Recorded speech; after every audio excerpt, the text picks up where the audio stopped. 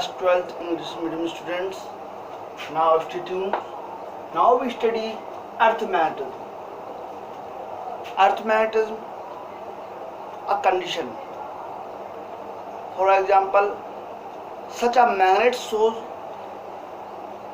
its magnetism as well as earth also has earth magnetism. Magnetism of earth called earth magnetism. It is said that a imaginary magnet is stable under the earth, and there are different या जे कहें आप many examples of proof for earth magnetism. Such a way, initially first, a freely suspended magnetic needle stay north south direction. कोई भी magnet को आप, कोई magnet needle हो या मैग्नेट हो, यदि आप इसे इसके बैलेंस पॉइंट ग्रेविटेशनल पॉइंट पर सस्पेंडेड करेंगे तो ऑलवेज ये आपकी नॉर्थ साउथ स्टे होती है. क्योंकि नॉर्थ साउथ स्टे कब होगी? जैसे एक साइड आपका जो मैग्नेट का है नॉर्थ साउथ, तो मैं नॉर्थ साउथ कब अट्रैक्ट होंगे? जब नीचे जो पोल हो अगेंस्ट हो, यहाँ साउथ हो और यहाँ नॉर्थ हो. तो ये माना जाता है कि जो है कि अर्थ के अंदर जो एक मैग्नेट है उसमें पोल्स हैं वो अगेंस्ट होते हैं. जहाँ जियोग्राफिकल साउथ पोल है वहाँ आपका ये रहता है मैग्नेटिक साउथ पोल. अब जो है ऐसे डिफरेंट कंडीशंस हैं, इन्हें आप समझें.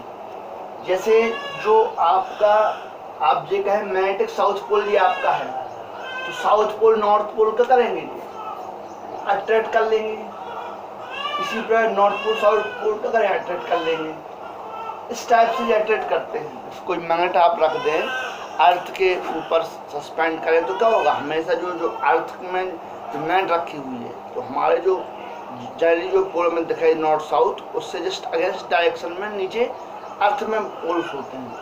उस टाइप से आप समझ सकते. तो आपने यहाँ देखा कि ऑलवेज नॉर्थ साउथ स्टे होती है. कोई भी आप मैग्नेट नीडल देखिए ना, और या फिर मैग्नेट देखिए, यदि सस्पेंड करेंगे उसे नॉर्थ साउथ में स्टे होगी. अब फर्स्ट को सेकेंड आपका है iron piece word and earth becomes a magnet. किसी आयरन पीस को, मतलब जो सॉफ्ट आयरन होता है, इसे आप अर्थ के अंदर, अर्थ के नीचे कंफर्म हाइट पर कंफर्म टाइम के लिए कंफर्म डायरेक्शन में रखते हैं तो ये आपकी मैग्नेट बन जाती है.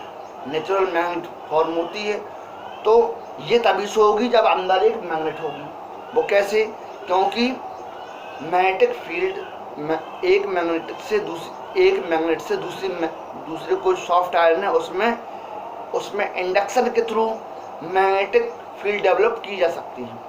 तो यही रीज़न है कि जब आप जो है किसी आयरन पीस को अर्थ के अंदर रखते हैं तो मैग्नेट बन जाती है. इसका मतलब है अर्थ मैग्नेटिज्म है. थर्ड पॉइंट बनता है आपका availability of neutral point. Neutral point means एक ऐसा पॉइंट जिस पर कोई मैग्नेट फील्ड ना हो. जैसे कोई मैग्नेट हो, आप फील्ड प्रैक्टिकल में इसके फील्ड ड्रॉप करेंगे, मैग्नेटिक फील्ड लाइंस किसी मैग्नेट के, जो मैग्नेट आपको दी गई होगी प्रैक्टिकल. पहले हालांकि पहले प्रैक्टिकल था इसका, अब आपका नहीं बचा, लेकिन फिर भी हम आपको बता दें जनरली. यदि आप हाई स्कूल में आपने स्टडी किया होगा कि जो है एक मैग्नेट को रख दिया और उससे फील्ड डेवलप की, तो एक सभी पूरे पेज में फील्ड डेवलप करेंगे. एक ऐसा पॉइंट आएगा जिस पर कोई फील्ड नहीं होगी, लेकिन है फील्ड के अंतर्गत, लेकिन मैग्नेटिक फील्ड लाइन कोई पास नहीं होगी. वहाँ मैग्नेटिक इंटेंसिटी क्या होगी? जीरो. तो वो कहलाता है आपका न्यूट्रल पॉइंट. तो आप देखें अर्थ के लिए जो फील्ड लाइन ड्रॉप की गई उसमें भी एक न्यूट्रल पॉइंट फॉर्म हुआ.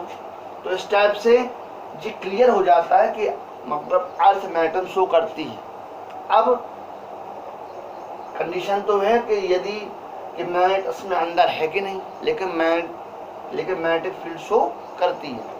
अब बात आती है इसके कंडीशन की. जैसे आप स्ट्रक्चर में यहाँ देखें, जो आपकी मैग्नेट है, मैग्नेट की जो एक्सेस होगी ये कहलाती है आपकी मैग्नेटिक एक्सेस। इट इज, ये आपकी मैग्नेटिक एक्सेस है। इसी टाइप से जो आपकी ये एक्सेस है ये कहलाएगी आपकी जियोग्राफिकल एक्सेस।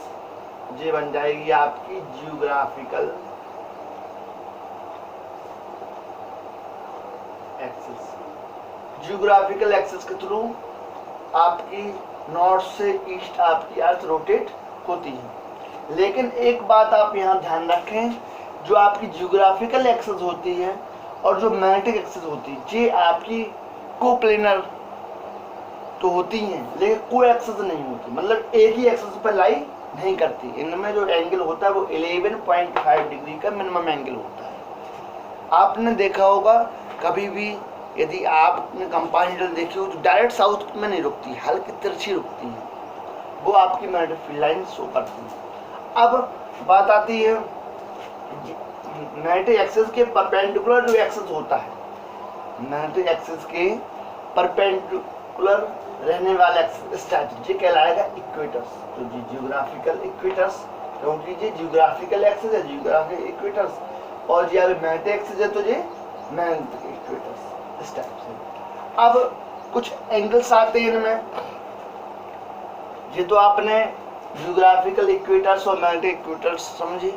जियोग्राफिक इक्वेटर्स आप perpendicular plane passing through geographical axis is called geographical equators, and magnetic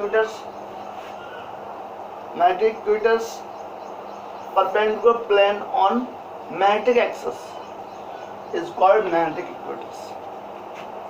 अब यहाँ पर आप दो अलग डेफिनेशन के बारे में यहाँ क्लियर करेंगे।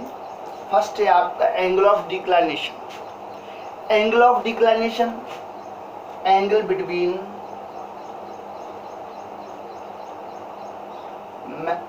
Magnetic equators and geographical equators. जो आपके मैग्नेटिक इक्वेटर्स है और जियोग्राफिकल इक्वेटर्स, जो इनके बीच का जो एंगल होगा ये कहलाएगा आपका एंगल ऑफ डिक्लाइनेशन। नेक्स्ट होता है आपका angle of dip, dip angle, या ये कहें मैग्नेटिक इंक्लाइनेशन। क्या रहेगा?